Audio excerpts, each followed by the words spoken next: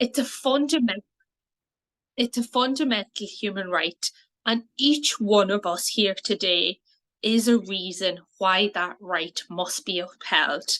It's the cornerstone upon which our overall well-being rests.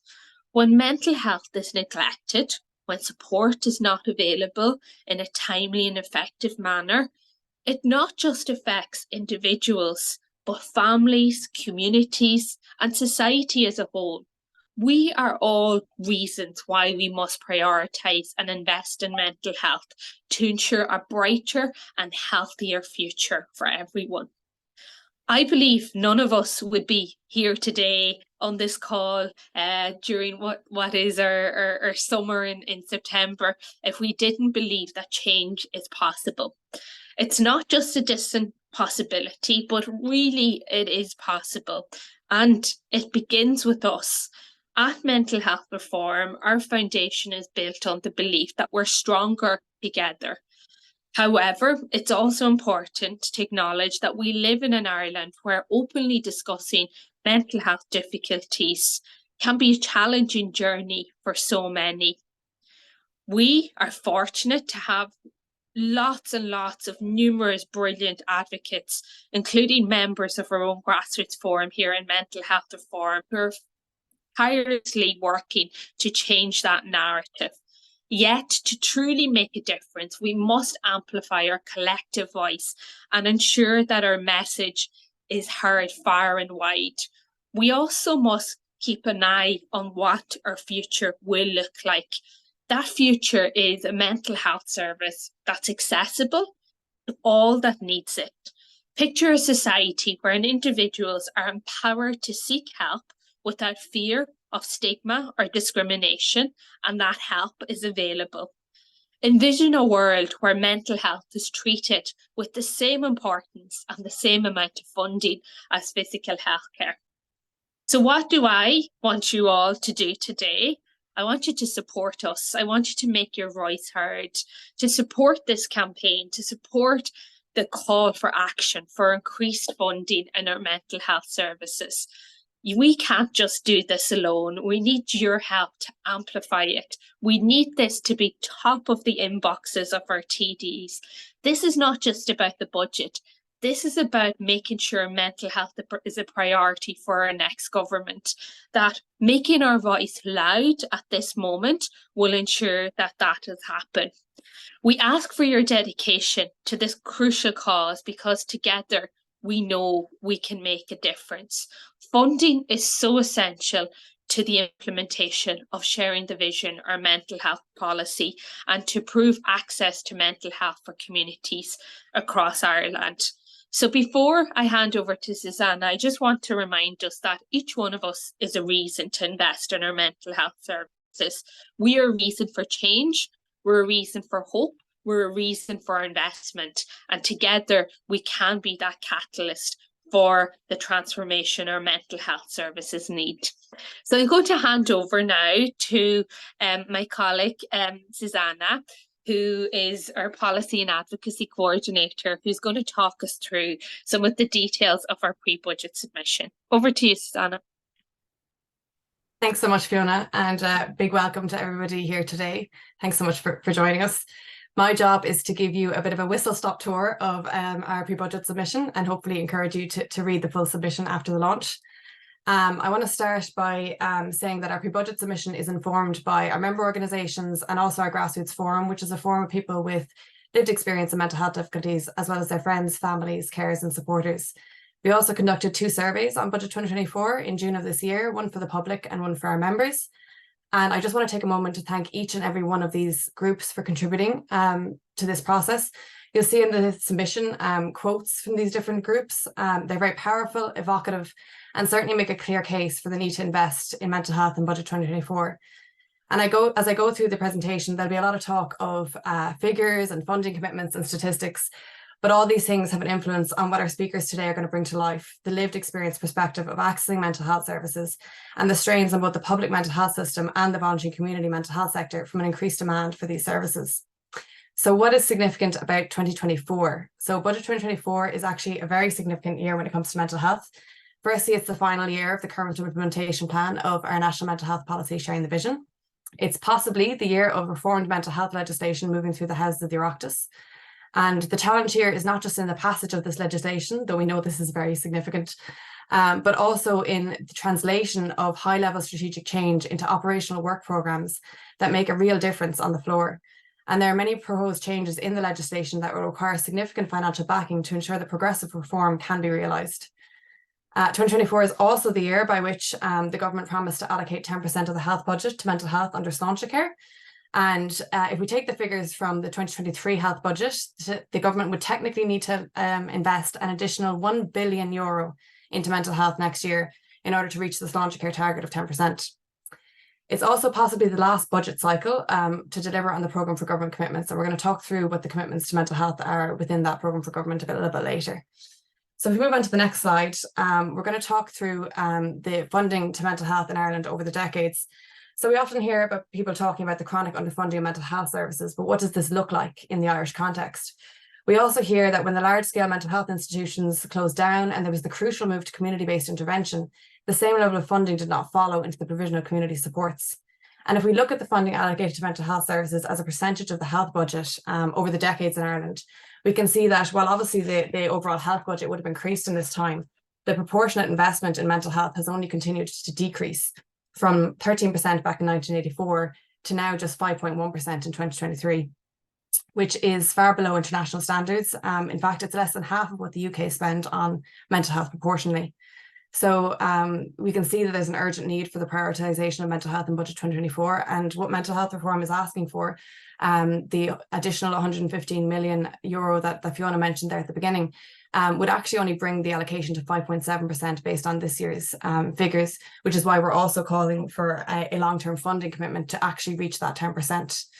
So we'll go on to the next slide, and I'll talk you through what our asks are. So we'll be asking for an additional €115 million investment in Budget 24 to mental health.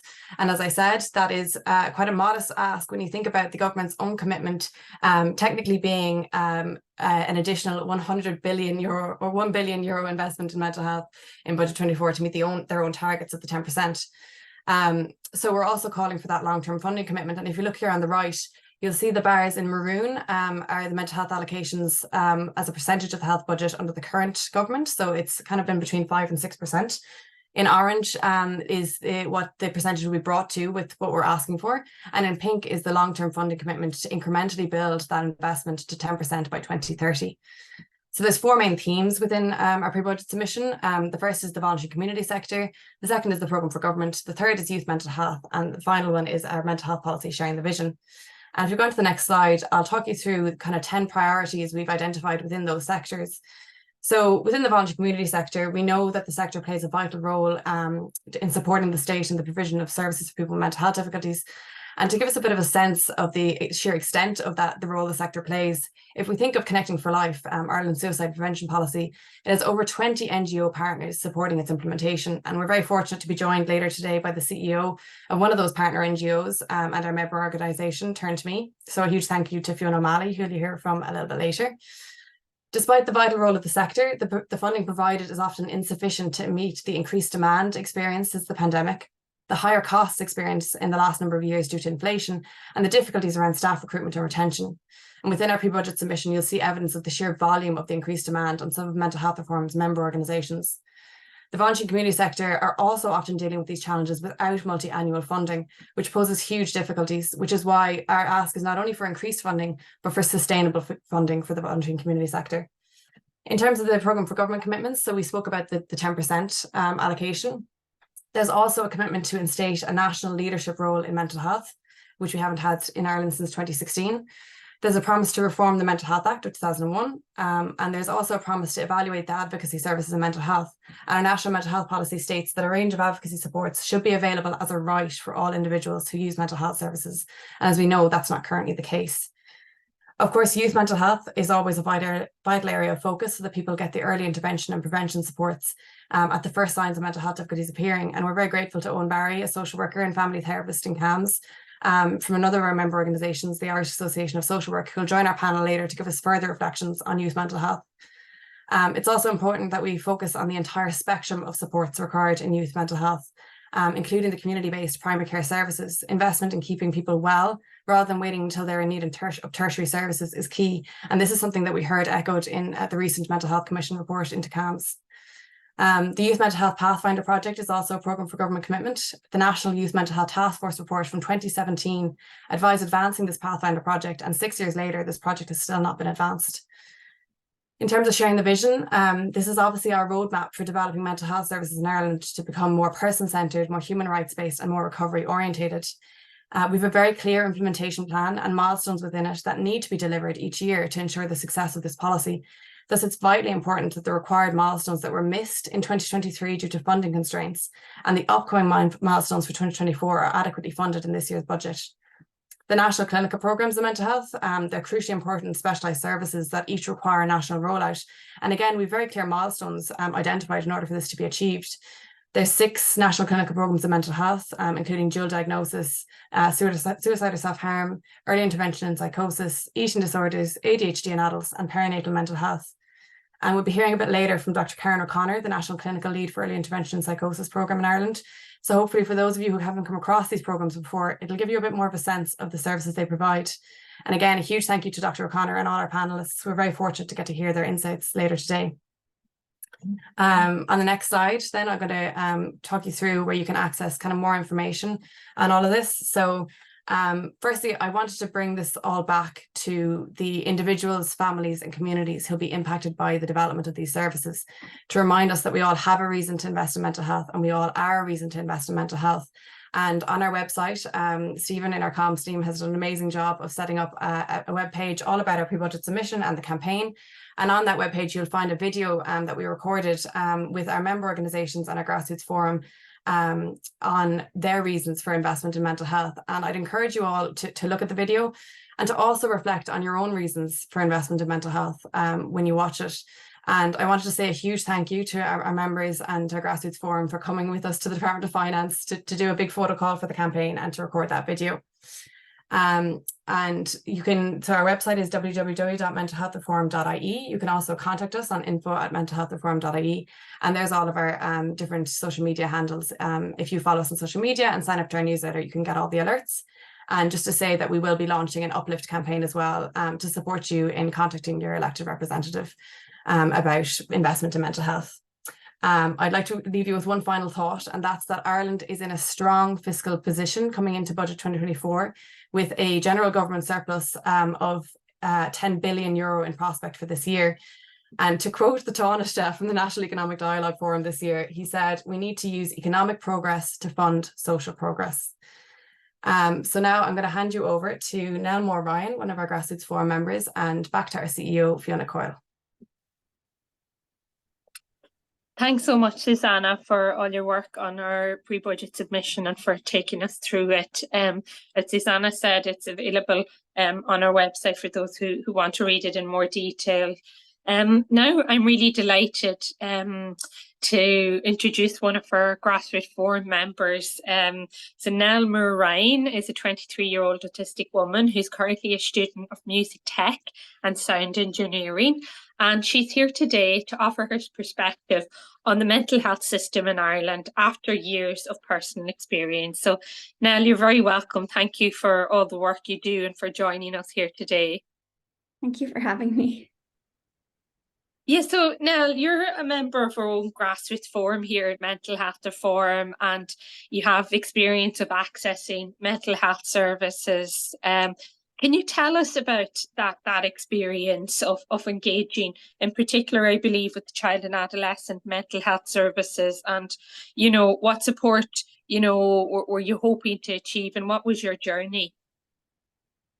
So admittedly, I joined CAMHS when I was 17, so I am aware I was aging out of that system, but a lot of my experiences were reflected by people who were in the system younger and longer than I was. So I was hoping to get some support due to some stuff that was going on and some stuff I'd gone through as a younger child. And when I look back, I do very much feel that there was negligence towards my autism. There's a bit of a negligence towards women in general towards autism. But I received very little counselling. I wanted to go through mainly counselling and didn't really want to be put on medication, but they very much made me feel that if I didn't go on medication, there was nothing they could do to help me, and they kind of wouldn't help me. So it was very much like every time I'd go in, they'd be like, oh, how's the medication going? And I was like, good, can I do counselling? No, we're going to raise your dose. So that was very much a very common experience. And then in just a general way, the place was not didn't feel like a safe environment where you could open up about things in your mental health. Like the staff members were very rude, like you wouldn't get a hi, hello, how are you when you'd come in the door, which is, I guess, more of a a personal issue, but it's hard when you're a child.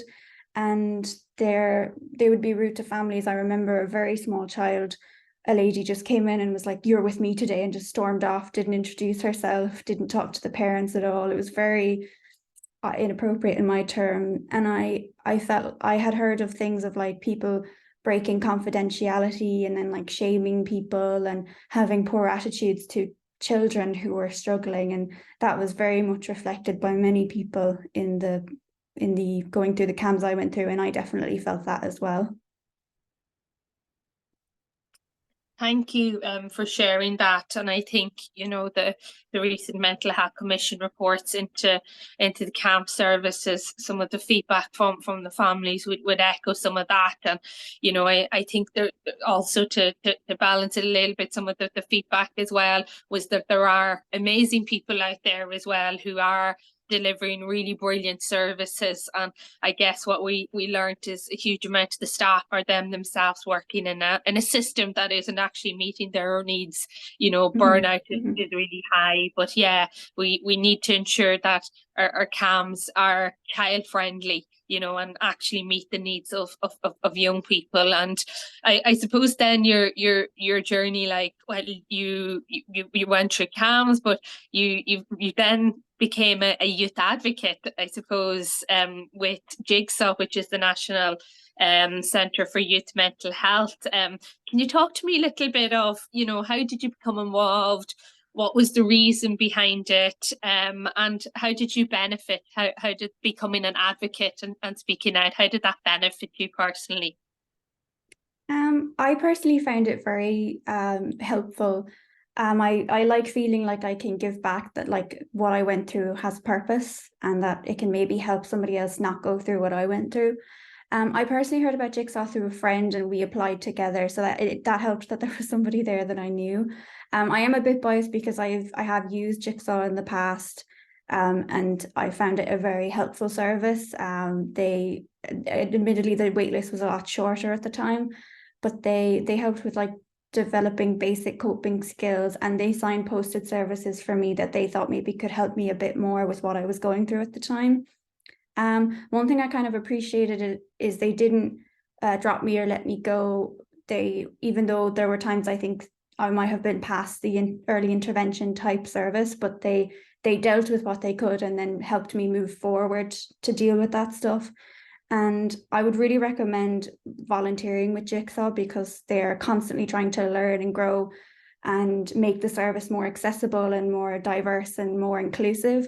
Like, I am biased because I'm familiar with the inner workings of Jigsaw, but I do genuinely feel that was reflected in my experience with Jigsaw and with people I know who've experienced Jigsaw as well. Sorry, unmuting myself here now. And in terms of just speaking out as an advocate, did you find that experience positive? You talked us through, I suppose, your initial experience of accessing services wasn't wholly positive, but did it help you in your own mental health journey by, knowing that you were making a difference through this work? Definitely. Even just that, knowing that there are people out there who want to make it better for everybody and make it more accessible and inclusive. Sometimes when you're struggling and you see like you have a difficult experience, say like I had with CAMHS, and you see that people are genuinely trying, that makes it a lot easier to go, okay, well, they're trying, and hoping for the best for the system, even when you can see its failings.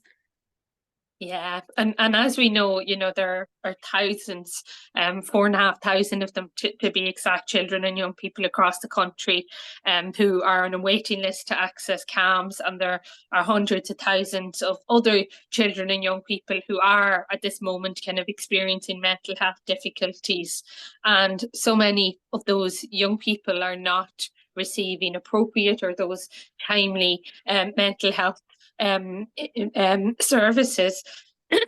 We know there's staff shortages. We know there's a lack of resources. We're trying to change that through this campaign.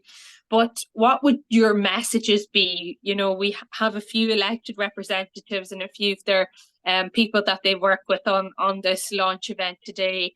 What would be your direct message to them? What changes do you think would really make a difference to children and young people? I guess the obvious kind of short way of explaining it is that just to invest in mental health services, and personally I think it might be worth investing like early on, like in schools, and maybe encouraging services or giving them the chance to link in with schools, and to be actively involved. Because I know there was an incident in my school where there was a suicide in the school, and it was said over the intercom and that was it. And we were told, oh, you can go to the counsellor, you can go to the chaplain, but there were literally people grieving in class, and parents weren't called, there was no services, nobody intervened, like they just had to carry on in the day, and like that's a pretty traumatic experience. So the fact that there was no attempt to help them, partially just because the people didn't know what to do themselves, I'd say, not that they were trying to be negligent, but just to invest at a younger age so people can develop the skills they need from a younger age, I think is very important. And particularly because I think we're underestimating the effect of COVID on young people and particularly children at the moment. So I think we're not going to see the real effects for another while, personally. I think people struggling, myself, we're very much made to feel like we're drains on the system. So we want to be contributing members of society. We want to be able to have jobs and have houses and cars and friends and families, but we aren't given the tools to access that when we need it a lot of the time. And it's difficult to access those generally. So just investing in the mental health service, really, it opens so many doors for so many people. You have no idea how much, like, a simple visit that goes well can change somebody's outlook on life, really. Yeah, no, they're really powerful messages. Do you feel like, I think so much often we hear is that the younger generations, that the stigma and discrimination isn't there as strongly, because the generation of our parents or our grandparents, we only kind of closed the last institutions in the 1940s. That's not that long ago. But do you feel, among young people, is that stigma still there? Or are people more open to talking about their mental health difficulty and understand that if you have a difficulty, you have rights. It's like anything else. You have a right to housing, a right to employment. Do you think that's that kind of barrier is being broken, or do we still need to do a lot more work on it? I do think definitely with young people there is more self-advocacy, and we have a different attitude towards mental health issues, and we are more understanding and accepting of each other. I do still think that maybe we're not as willing to talk to each other, like, I'm having a hard day. I do think that still is an issue, but generally I would say the attitude is definitely changing. I would definitely say that. Yeah, no, that's really positive to hear, and we really hope to get a lot of young people engaged in this campaign as well, because I think what you said very eloquently is, we need earlier intervention, earlier supports, and a lot of our member organisations are there delivering those supports, but they're seen, as you said, post-pandemic increases in demands. So yeah, thank you so much for those powerful insights. And now we have, I think, a real treat and a bit of a surprise for everyone listening. So not only is Nell a student of music tech and sound engineering, but I think she also has a kind of a career ahead of her in writing music, and she has penned such a beautiful piece, a poem that she's going to read to us now. So yeah, over to you, Nell, to finish off this segment, and thank you. And yeah, I'd advise everyone to listen really closely. This is a really beautiful piece. Thank you. So this is titled, I Am the Reason. So, you hid us behind lock and key. Where are you now? We dare to be free. A promise was made but hasn't been kept. We're here to insist you take the next step. So many people turn a blind eye. We struggle so much, yet you wonder why. We ask for help, you furrow your brow. You promise to help, but where is it now? You see numbers, I see the truth. Stats don't help, you're stuck in a queue. Push and fight, try to get through. Reach the door, you changed all the rules. With key came cloaked industrial cold, the pound-fed ways of treatment old. Am I reason enough to change your ways, to gift some hope and help others stay? Yes, we will fight and we will not stop, because we've fallen down and picked ourselves back up. For some of us, these struggles won't end. You did it before, you can do it again.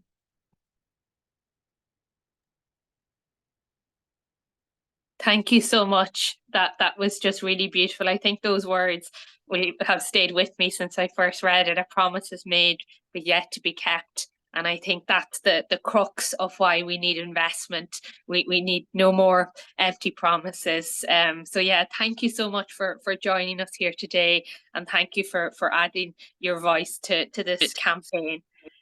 So now I'm going to, just to note again, just the support numbers, because we spoke about a range of issues there. So just to make people aware again around the support that is out there and available. So yeah, I now have the honour of handing over to my colleague Berg Rogan, who is the Policy and Research Manager here in Mental Health Reform, who is going to chair what is going to be a really interesting and insightful panel discussion. So Ber, I'll hand over to you now.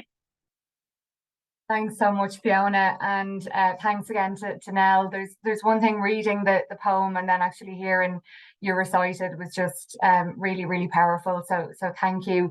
No pressure on my panel now of how we're going to follow that, and Susanna's presentation as well.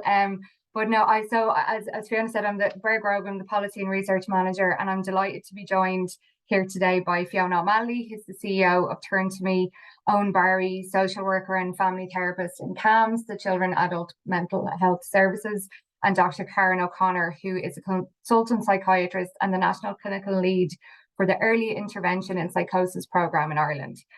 So as Susanna mentioned earlier, Fiona and Owen are involved with member organisations of ours, Turn to Me and the Irish Association of Social Workers. And Karen works very closely with another member of ours, Shine, who I'm sure some of you know. So Stephen and his magical technology will bring them up on the panel here for me now. So I think it's really important. In previous years, we've had political panels discussing the need for investment in mental health and the issues that we've seen around mental health services and supports. But this year, there's been a consistent narrative around the recruitment and retention crisis. You know, we can't get staff to work in the mental health services. We can't keep staff to work in the mental health services. So that's why, as Mental Health Reform, we made the decision to reach out to this esteemed panel of speakers who can give us insight into working in the mental health services. They can give us some insight into how we can unpack some of the things that they see on a daily basis in their various services, and having that range of psychiatry to the community and voluntary services as well. So I'm going to be asking each of the panelists an opening question to give you a sense of them and their areas of expertise, and then we're going to drill down into some specific questions under a tight time frame. So if I cut any of you off, apologies for that. But I'm going to start now with Fiona O'Malley, our CEO from Turn to Me, and ask Fiona to tell us a little bit about what yourself and what services are offered by Turn to Me. Thank you. Thanks. So Turn to Me is a national mental health charity. We offer up to 6 free counselling sessions to adults in Ireland. Turn to Me was founded by 2 brothers, Oisin and Diarmuid Scollard, who very tragically lost their other brother Cormac to suicide. So it was founded in 2009, and the aim of the 2 brothers was to found an organisation that offered people free, accessible mental health services without long waiting lists. And that's exactly what we do. We work with around 10,000 adults every year, and we are looking to grow, I suppose. But like every organisation, we are a bit restricted with the budgets that we have. But yeah, it's a fantastic organisation, and we also offer free support groups on anxiety, depression, grief, and relationship issues. And then from time to time, we would also do webinars and talks with secondary schools across. And are you a big team or a small team, Fiona? I'm gonna go out on a limb and guess that you're a small team and overachieving, but maybe give us a sense of the team you have. Yeah, so we have 3 full-time staff, including myself, and then we have another 3 part-time staff. So every day I count my blessing that we have a small but mighty team. And I suppose, like every single organisation in the mental health sector, we punch way above our weight, and we deliver far more vital services compared to the funding that we get. So we are stretched, like every organisation in the mental health sector, but we're very proud of the services that we deliver on the budget that we. And I think it'll be really interesting when everyone is off reading our pre-budget submission straight after this at 11 o'clock. You'll see we have graphs that show the increase in demand for some of our member organisations for the last couple of years. So that the demand is not decreasing in any way; it's increasing, in fact. It definitely is, yeah. So the demand for our services at the height of the pandemic increased by 386%. So that was huge demand. I suppose for Turn to Me, we deliver all of our counselling sessions, all of our support groups, and our webinars. We deliver most of them through the website turntome.ie. So I suppose, unlike other organisations, we were always an online platform. So we were probably maybe ahead of the curve in the demand for switching over to online platforms.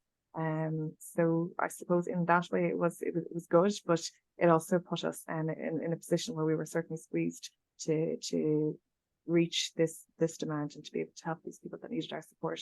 But we were delighted that we did reach that demand, albeit at a just squeezed rate for sure. And is the age profile then of people accessing your services, is there a kind of average age profile that you would see? So the one-to-one counselling sessions we deliver are available to adults only, but we do have support groups for teenagers. So we work with young people from the age of 12 up, and then our one-to-one counselling sessions. We've some clients that are 18. We have clients that are in their 80s as well. But the average age profile for our users will be in their 20s and 30s. Which kind of fits in with everything that we hear about, that the onset of mental health difficulties can occur kind of in adolescent stages, and why there's such a focus on the child and adult mental health services. I'm going to come to Karen next, and we'll be back to you then, Fiona, with some more questions. So Dr. Karen O'Connor, thanks so much for being here with us. Delighted to see you again. It's lovely to work so closely with you on the important work that you do. So just wondering if you can tell us a little bit about your work in mental health and the national clinical programme that you run in particular. Yeah, so I lead the early intervention and psychosis program, and psychosis is a condition that affects the way the brain processes information. And so when people are experiencing psychosis, they can experience things like hallucinations, so hearing things that aren't there or seeing things that aren't there. Or they can have experiences like feeling like they're being watched or followed. Often it can be online stuff. They feel like people are talking about them on Twitter, or people are monitoring them. And so obviously it's an extremely distressing experience typically for people. psychosis can happen in a range of different mental health conditions. One is it can be cannabis induced, and we do see quite a bit of that. But also it happens in conditions like schizophrenia, bipolar, and severe depression. And typically the first episode will happen in particularly for men, it's late teens, early 20s. And then for women, actually, it's interesting, it's a bit later, it tends to be late 20s. And then there's another peak around the menopause. And there's a lot of research happening in that space that's not been paid enough attention to until more recently. And for the vast majority of people, they will have multiple episodes. So there's a small proportion of people who just have one episode and it never happens again. But for the vast majority, they do have recurrent episodes. And so I suppose the early intervention approach, how it's different from what would have gone before, is that we try and identify people as early as possible. And then we offer people a range of evidence-based interventions. So traditionally, interventions in this space would have focused very much on medication. And sometimes it was the case that if you didn't want to take medication, services mightn't be able to offer you anything else. And so the early intervention approach is very, very different from this. We offer people a range of interventions, including psychological interventions. So there's really good evidence base now for psychological approaches to supporting people, to make sense of what's happened to them, to understand why did this happen now? How do I prevent this from happening again? But then also supports for their families, because if this happens, it's often to a young person. And then it can just be so difficult for the whole family. How do we talk about this? How do we approach this? So that's a core element of our interventions. And then two other areas that we offer intervention around would be around getting back to education, or getting back to work. And then also physical health, because we know that people with psychosis die 15 to 20 years younger than the rest of the general population. And that's actually getting worse over time now because everybody else is living longer. So that's a real target from really early on. We really try and target that. And I suppose right now we have 5 early intervention and psychosis services in Ireland, and we need 25. We need at least 25 services. So we've made good progress, but we've quite a distance to go. And the final thing I'd say is that it's very much an invest to save program. So this is a program that does require investment. You can't do this from within existing resources. The resources aren't there within our regular community mental health teams to do this. We need additional investment. We need these dedicated services. But you start saving from about 2 years in, because you reduce relapses, you reduce hospitalizations, and in the longer term, then you're supporting people to live much more independently and get into full recovery, get back to their normal lives. I think that's such an important point, and it's why we're saying why invest in mental health.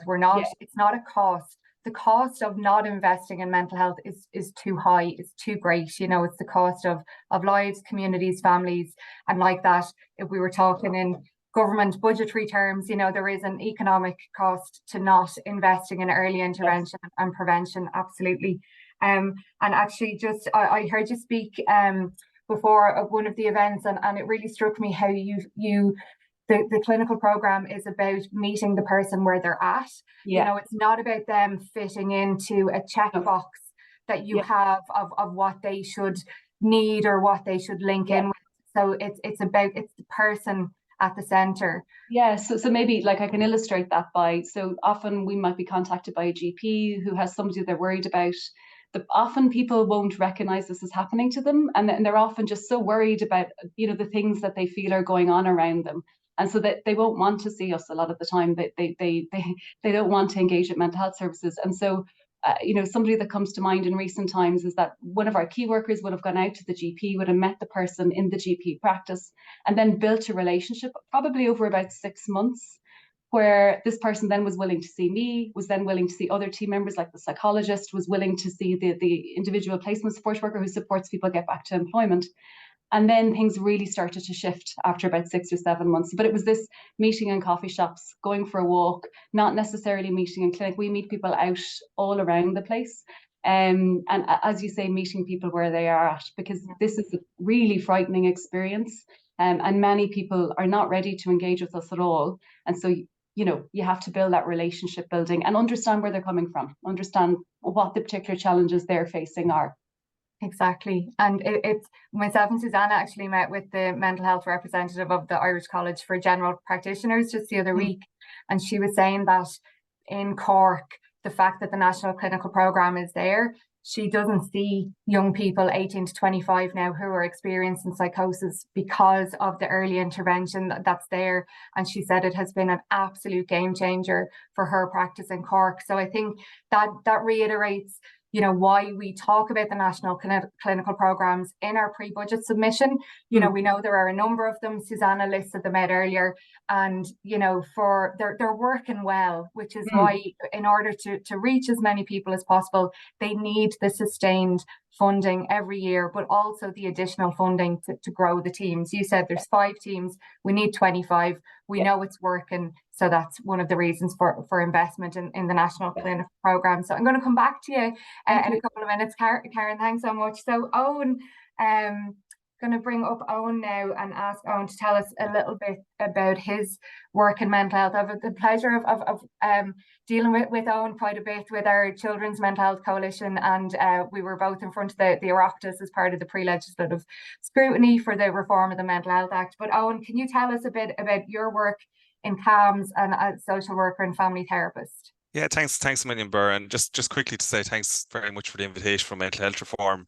Yeah, we've worked fairly closely together, and you know, through my role in the Irish Association of Social Work, I've just been really impressed with the work of mental health reform. And I think the I Am Reason campaign is just a really excellent way of explaining why the investment, it's really how it's actually cost neutral or saves money in the long term by investing in mental health. So I think that's been a really strong campaign. I think Nell's poem really helped highlight it as well. I suppose my primary role then is, you know, social work and family therapy is really about relationship-based work. Most of my work is with young people with moderate to severe mental health disorders. So we'll work with young people and their families. Sometimes we just work with young people directly. Sometimes we work, you know, with their parents or with their siblings, and we'll explore problems through what we call a systemic lens, which is looking at, you know, the relationships that they have, say their contact with people in school, their friends, their kind of broader picture. And the other very important part of our job, just as Karen would describe early psychosis, that idea of a multidisciplinary work. So we work with psychologists, psychiatrists, speech language therapists, OTs, a variety of different professionals, and that can really help us explore different perspectives. You know, each profession brings their own perspective to issues. So that's kind of broadly what the work that we would do. It's very much therapeutic role. For social workers, it's very much, you know, we take a human rights approach, kind of that broader social piece that we would take into account quite a lot with our work. And are you noticing changes in CAMHS? Oh, I know you were saying this to me before, that you were trying to, you know, starting to see some anecdotal changes, but you know, on the ground, are you seeing any changes in your work? Well, I suppose the most noticeable change, things change quite a lot in general with adolescents, because each generation has different, I suppose, challenges and different issues that arise. But one of the major one that we would have all spoken about was during COVID, this massive increase in the young people presenting with eating disorders in particular. And we're beginning to see, in my own experience, we're beginning to see some bit of a drop off. But you obviously need very good data for that. But there was very, very noticeable increase during COVID. And then I suppose the other issue, you know, that we would see is the difficulty of young people reintegrating back into the school routine, the education pathways. I think the closures during COVID made those things quite difficult for young people. I think it was probably a trend that was happening before COVID, but it's certainly a trend that we would see, all right, that, you know, the issue of just the difficulty of facing into the school day is becoming more and more of a challenge that I would see personally anyway. It's interesting that, and Nell mentioned schools as well, you know, so there's a bit of a theme going through this as well. I'm going to actually ask you your next question, Owen, before going back to Fiona. And that is, are there any immediate changes that you would like to see in the provision of mental health services for children and young people? Yeah, I suppose there's a couple of things that I'd like to say. One of them being something we've spoken about before, is that it would be really helpful to have a really good analysis of throughout the country what actual services are available where, because, you know, the state provides some services, the voluntary and community centre provides services. There's different therapies available. There's different pathways into those services. There's different lengths of time, dosage of treatment or amount of therapy you might receive in different services. So I think the first step I would make is just a really broad analysis of what services are actually available, what evidence-based therapies are available for young people. And I think we have really good population data now because we've just had a census. So I think linking those together, I think that helps point, okay, these are the gaps. This is where we need to put, whether it's online platforms, whether it's training up staff, whether it's whatever you need to do to fill those gaps in certain geographical areas. And then I think the other thing that I think you did a very good job in the pre-budget submission on is the idea of preventative work or early intervention work. So it's not just about the service at the end of the road or the specialist service like Cairns or my service, but more about those broader kind of society issues that lead to those increases. So say whether it's cannabis use for psychosis, or whether it's this morning was the Cyber Safe Kids had that study on bullying. So you're looking at 25% of primary school children, 40% of secondary school children experiencing bullying online. I think they're really worrying statistics, and we have really good research on the impact of bullying throughout the lifespan, the impact on it, especially when young people are at that stage of life where they're developing their own sense of who they are, and then for bullying to creep in at that point outside of the school on a 24-hour basis, I think that's a really worrying statistic that I heard this morning. So I would look at mapping out the services that we currently have and seeing where the gaps are, and then I would also look at what are the kind of broader trends in society that we should, put strategies in place to try to address. They're the kind of things I'd be looking at. Brilliant, thanks, Owen. And actually the mapping out the services fits in really well with our ask around the Youth Pathfinder project, which was actually a recommendation in 2017. And we know that it's sitting with the Department of Public Expenditure and Reform, that there is cross-department support for such a project that would look at schools, social protection, disability, again, not just having the one area or expecting children and young people to fit neatly into a pathway to care. So that's why that's one of our calls. I'm going to come quickly back to Karen now, if that's okay, with a really easy question, super easy. In your opinion, what could be done to address the recruitment and retention challenges in mental health? Yeah, no definitely an easy one, Ver. Thank you. I suppose the first thing to say is our staff are our absolute key resource. They are the mental health service. This is a human endeavour. We're working with people who are in a lot of distress and are in crisis, and so our staff have to be high quality. Our staff have to be resourced and supported. We do have recruitment challenges, but we're not alone in that. That's the case all across Europe. It's the case in Northern America. It's the case in Australia. And and even when you compare us across Europe, actually, we're in the middle of the road there. We have particular challenges in certain disciplines and certain areas. But when I talk to peers in England, and even recently, just on Friday, we had a webinar with EIP staff from Scotland. They have huge recruitment difficulties. I suppose the difference when I talk to them is that we seem to kind of pause recruitment. We have difficulty with recruitment, so now we're going to pause recruitment for long periods of time. And that makes no difference to the demand that's out there for the resources, actually, for the services. It actually often means that the demand gets pent up, and then it puts huge pressure on the staff existing in the system. And the other thing that can happen is we can pause investment in anything new. So nothing new will happen. Everything is frozen. Even if those new things are actually going to make a fundamental difference to outcomes for people or the demands on the services in the longer run. So when I talk to international colleagues, they seem to have more flexibility. They seem to not do this stop-start thing, and they seem to, where they make commitments to certain areas, they recognize there are challenges, but then they have more flexibility about how they meet the demand. So the focus is on the demand rather than on the numbers of recruitment, or if that makes sense. So they say, right, we can't get this person to do this, but who else could meet this demand? Who else might be able, what other ways can we find to meet this demand that's out there?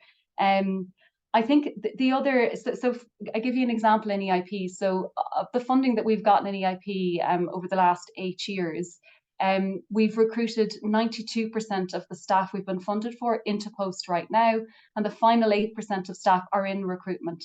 But a particular challenge we face is that our recruitment processes are unbelievably slow and long and bureaucratic. And so we've tracked this. It takes from the time that people interview, and that's another probably like 8 months before the time you were told there might be money. From the time they interview to the time they can start in the post, it's often something like 18 months. And, you know, and as my colleagues say, that's with a fair wind and, you know, everything going for you, you know, so that's hugely challenging. And then sometimes you find that like we'll get quoted back to us, well, last year you got this funding and you didn't get the people in, and you're like, we were never going to get the people in. It's entirely impossible to do it in that time frame. So that's a real challenge. I think the other big focus needs to be on retention.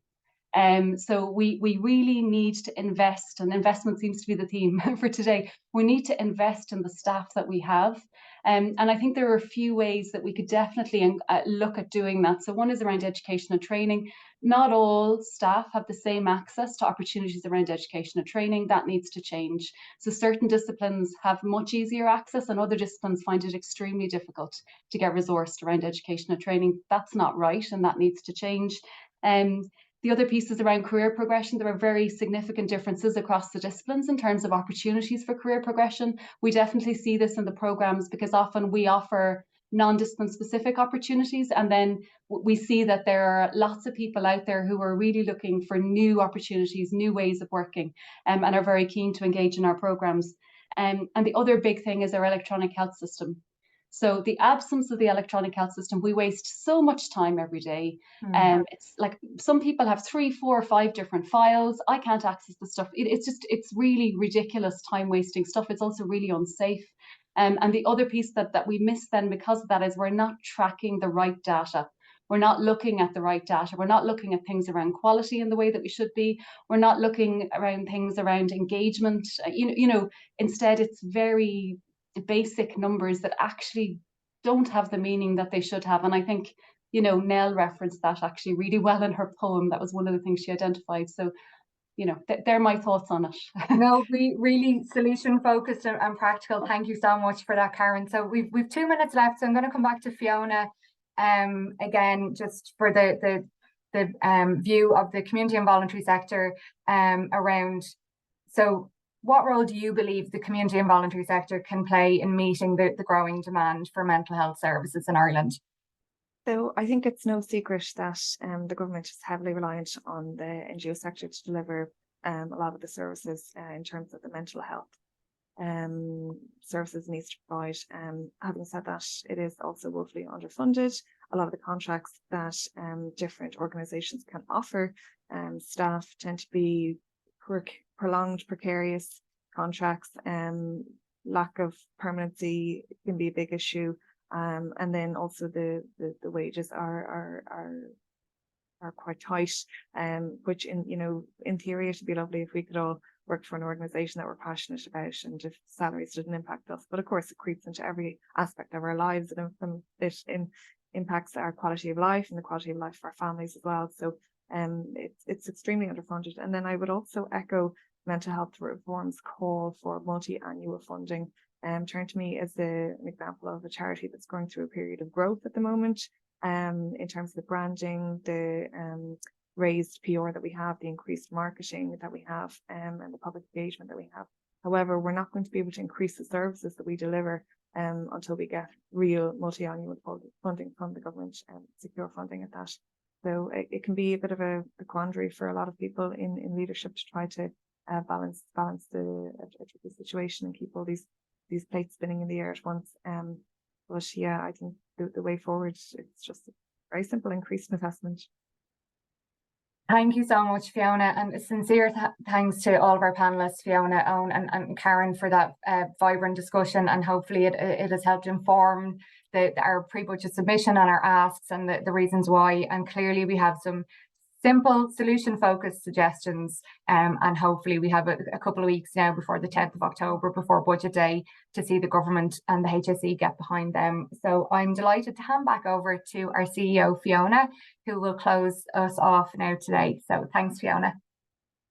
Thanks so much for I hope you found it as insightful and as interesting that I have. And to bring us back, I suppose, to the reason why we're here, which is about launching our campaign. And I think we've clearly shown through the various conversations that each one of us is a reason to invest in our mental health services. We're that reason for change.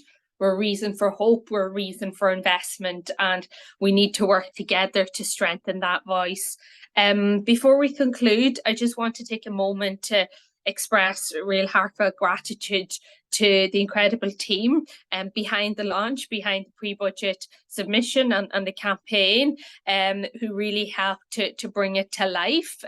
So you've seen and heard from Burr and Susanna on the call today, but there's a huge team, I think, for small organizations who many of you also work for. Everyone is involved in these things, so I won't go through naming everyone individually, but there's a huge team behind the effort, and a special shout out to Niamh and Stephen, who work in our comms team, who've put together all the graphics and all the resources for this campaign. I'd also like to extend my thanks to each and every one who spoke today, sharing your insights and experiences, and real particular thanks. And I think it's really been echoed to the comments that are coming in, to Nell for gracing us with her beautiful poem, and reminding us once again the power of using words to shape our understanding of a situation. It just so beautifully captured, I think, so many of the points that were raised by the panel just now. And to the panel, your contributions were really invaluable. I hope we've all been inspired to keep pushing for change, that together we can. So I suppose just to sign off with a bit of a rallying call, that now is the time to make our voice loud for the call for investment in our mental health services and supports. This event is the beginning. It has to be the beginning, because we need to get louder, and we need to make sure that those who do have control over the decisions in relation to budget hear us. So please proudly campaign and proclaim I am a reason. Use the hashtag I am a reason on social media. Let it be our rallying cry as we work tirelessly to ensure that no one is left behind on the journey towards mental health reform, and together we can ensure that. So the team have just put up the links to our social media. We'll shortly be circulating our call to action, which will be an uplift campaign in which we're encouraging people to use to directly contact their TDs. So join us, spread the word. Let your colleagues know, let your friends know, let them all know that this campaign is there for them to get behind, and how important it is. Many thanks again to everyone here today, and I'm looking forward to what we can achieve in the weeks ahead. Gur míle maith go bhfuil. Slán.